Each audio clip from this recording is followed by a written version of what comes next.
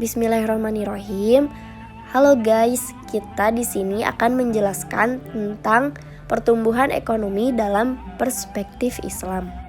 Nah, kita dari kelompok 5 yang beranggotakan Ahmad Hasan, Alika Sylvia, Lutfia Indika Rahma, Muhammad Irsadi Firdaus, dan Rima Sri Wahyuni. Oke, tanpa lama-lama lagi, mari kita langsung menuju ke pembahasan. Pembahasan pertama yaitu definisi pertumbuhan ekonomi Islam. Menurut Ali Ibrahim, pertumbuhan ekonomi dapat diartikan sebagai proses perubahan kondisi perekonomian suatu negara secara berkesinambungan menuju keadaan yang lebih baik selama periode tertentu. Pertumbuhan ekonomi didefinisikan sebagai perkembangan dalam perekonomian yang menyebabkan barang dan jasa yang diproduksikan dalam masyarakat meningkat.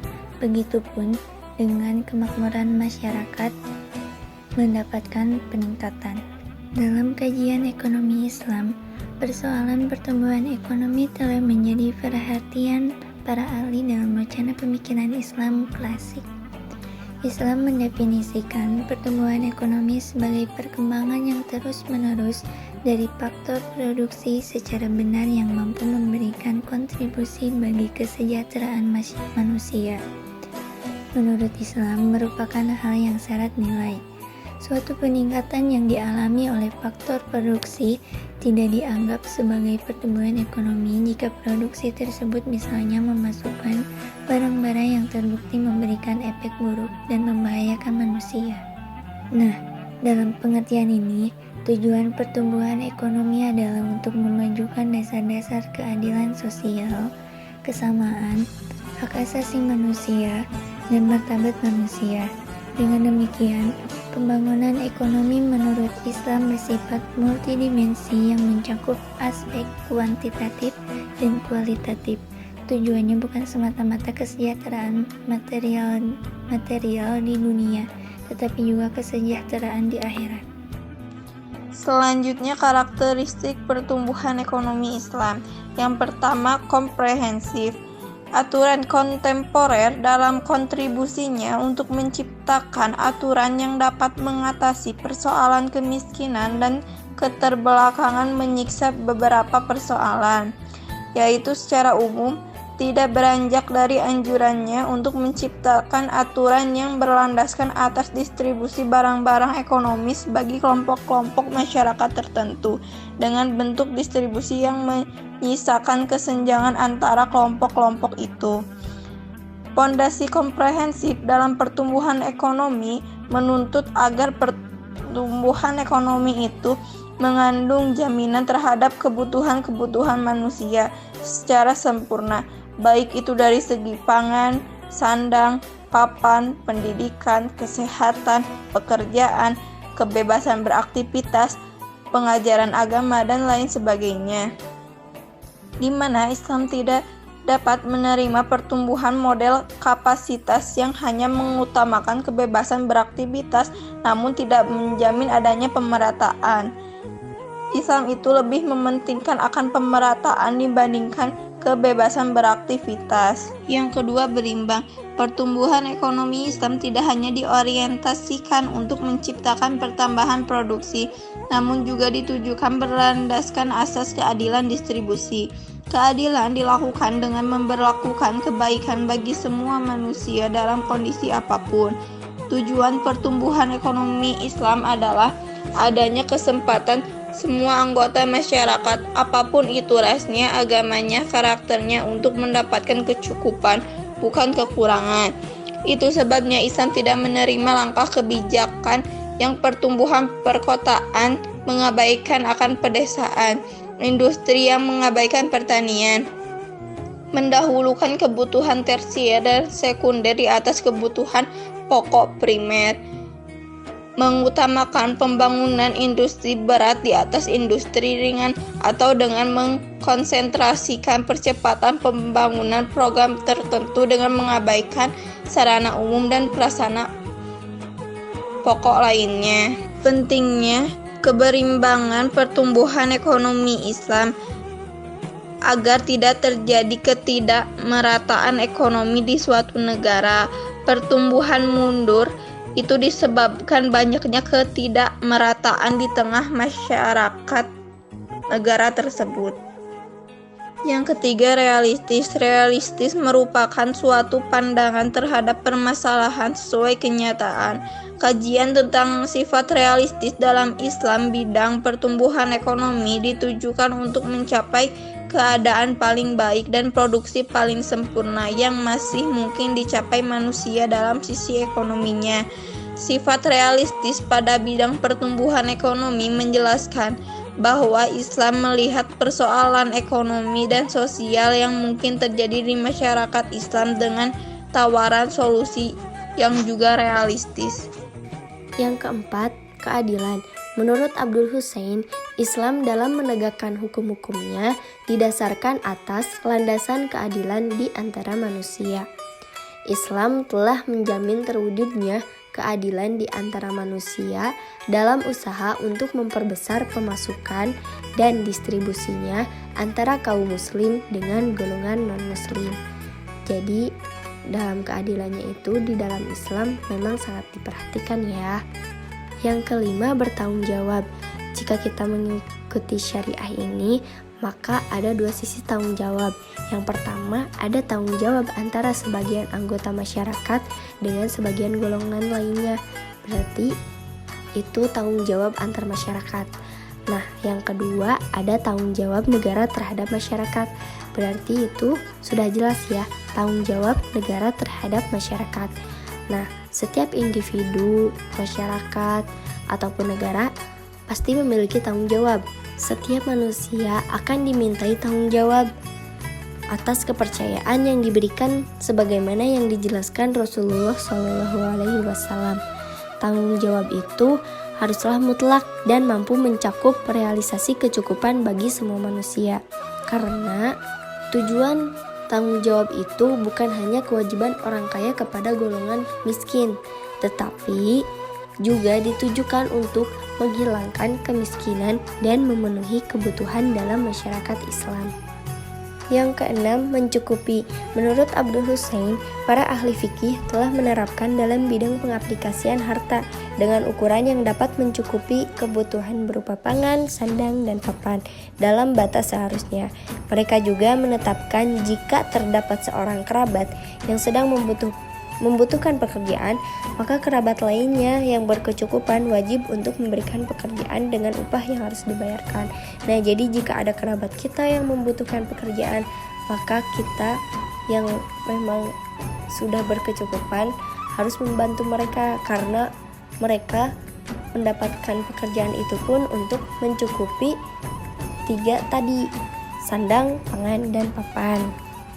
Yang ketujuh, berfokus pada manusia. Karakter ini sesuai dengan posisi manusia yang menjadi duta Allah di muka bumi, dan inilah yang mencirikan tujuan dan pengaruh pertumbuhan ekonomi dalam Islam. Fokus pertumbuhan ekonomi Islam yaitu manusia itu sendiri agar tidak diperbudak oleh materi sebagaimana dalam ekonomi kapitalis dan menjadi hina karena tidak memiliki kebebasan sebagaimana dalam ekonomi sosialis. Namun, agar manusia memiliki kebebasan bertabur kemuliaan untuk memakmurkan dunia dan menghidupkannya dengan aktivitas penuh nilai guna. Ia kemudian dapat memfungsikan hak sebagai duta Allah di bumi. Faktor-faktor pertumbuhan ekonomi Islam. Dalam perspektif ekonomi syariah, paling tidak ada 3 faktor yang mempengaruhi pertumbuhan ekonomi, yaitu 1. Investable resources atau sumber daya yang dapat diinvestasikan. Yang dimaksud dengan investable resources adalah segala sumber daya yang dapat digunakan untuk menggerakkan roda perekonomian. Sumber daya tersebut antara lain, yang pertama, sumber daya alam, yang mana sumber daya alam ini merupakan anugerah yang Allah berikan untuk kepentingan manusia. Dalam memanfaatkan sumber daya alam, kita harus memanfaatkannya dengan baik dengan tetap menjaga kelestarian dan keseimbangan alam. Yang kedua, sumber daya modal. Yang harus dioptimalkan dari sumber daya modal adalah saving rate. Saving rate adalah dana masyarakat yang disimpan di sektor perbankan. Dengan karakteristik akad-akad keuangan syariah yang berbasis sektorial, maka penempatan dana masyarakat di perbankan syariah akan membawa dampak kepada penguatan sektorial. Karena itu, tren perbankan syariah menunjukkan bahwa nilai financing to deposit ratio yang menunjukkan proporsi dana nasabah yang disalurkan ke sektorial hampir mencapai angka rata-rata 100%. 2. Sumber daya manusia dan entrepreneurship. Dibandingkan dengan Jepang dan Singapura yang memiliki jumlah entrepreneur hingga 10% dan 4% dari jumlah penduduk mereka, Indonesia hingga tahun 2012 menurut Kementerian Koperasi dan UMKM baru memiliki entrepreneur sebanyak 0,18% dari jumlah penduduk. Padahal para entrepreneur inilah yang akan menjadi ujung tombak dalam membangun kemandirian ekonomi. Kemandirian ekonomi ini dapat dilakukan dengan dua cara, yaitu 1. Optimalisasi potensi lokal. Kita harus mengoptimalkan potensi lokal yang ada di negara kita dengan cara menggunakan produk sendiri. Jangan sampai kita menggunakan produk luar.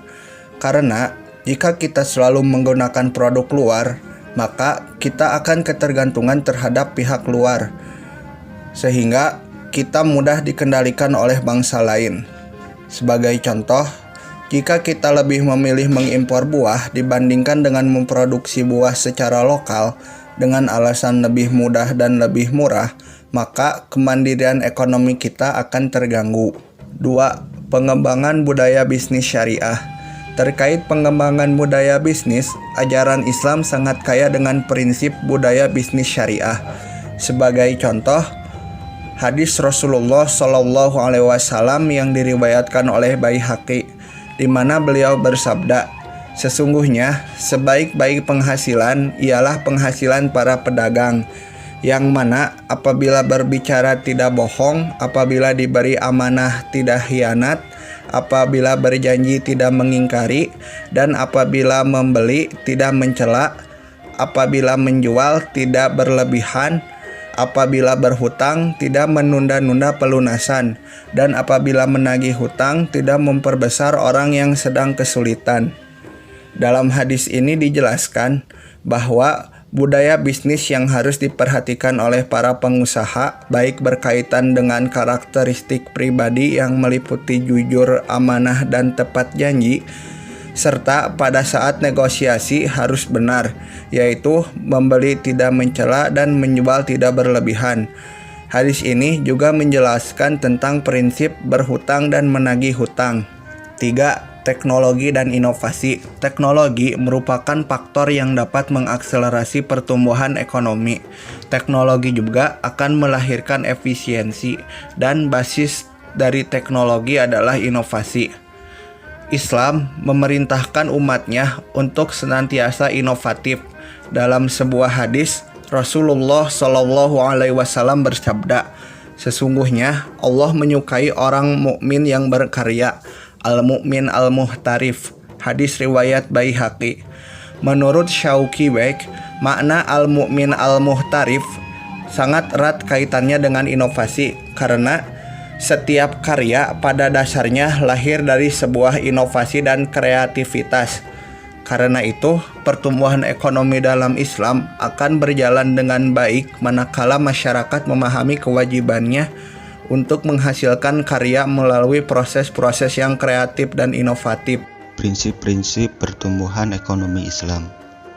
Islam sebagai agama yang rahmatan lil alamin mengatur dan memberi petunjuk kepada manusia di berbagai sektor kehidupan. Salah satunya yaitu sektor ekonomi, di mana sektor ini sangat penting sekali karena di dalamnya terdapat kegiatan pemenuhan kebutuhan berupa sandang, pangan, papan, dan lain sebagainya. Oleh karena itu, tidak jarang juga masalah ekonomi ini membuat manusia frustasi, konflik, dan terjadi berbagai permasalahan di dalamnya. Untuk itu, Islam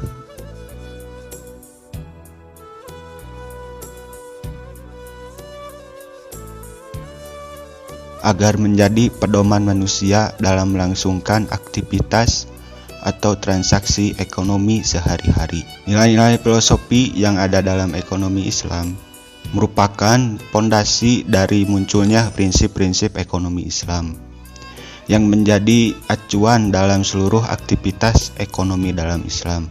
Berikut ini adalah prinsip-prinsip pertumbuhan ekonomi Islam. A. Tauhid dan persaudaraan. Tauhid adalah konsep yang menggambarkan hubungan antara manusia dengan Tuhannya. Segala aktivitas ekonomi yang dilakukan oleh seorang muslim akan sangat terjaga karena ia merasa bahwa Allah akan selalu melihat apa yang dilakukannya. Prinsip ini dapat ditemukan dalam Quran surat Al-Hadid ayat 4 yang intinya dimanapun kita berada dan apa yang sedang kita lakukan, Allah akan selalu melihat apa yang kita lakukan.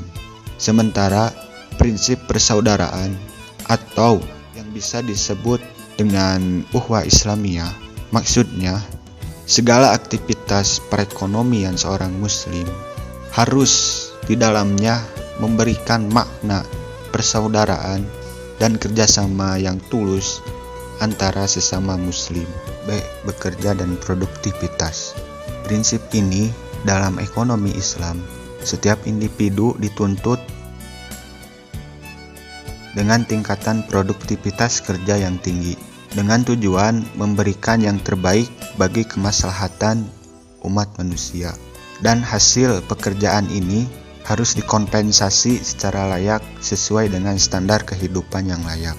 Dalam Al-Quran, surat At-Taubah ayat 105 menjelaskan bahwa manusia diperintahkan untuk bekerja dan berbuat kebaikan di dunia, sehingga pada hari penghisaban yang menjadi saksi atas perbuatan baik tersebut adalah Allah, Rasul, dan para mukmin.